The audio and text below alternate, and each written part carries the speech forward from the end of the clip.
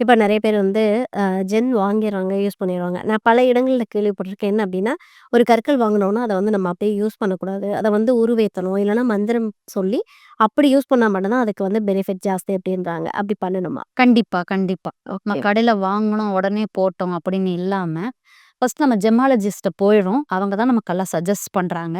அப்பயே நாங்க சொல்லிடுவோம் வந்துட்டு, இந்த கிழமையில, இந்த ஹோரையில ஃபார் எக்ஸாம்பிள் நம்ம பவளத்த சஜெஸ்ட் பண்றோம்னா, செவ்வாய்க்கிழமை, செவ்வாய் ஹோரையில ஓகே. நம்ம போட சொல்லுவோம். அதுக்கு முன்னாடி நவக்கிரக ஸ்தலத்துல செவ்வாயோட ஸ்தலத்துக்கு போய் போடுறது உத்தமம்.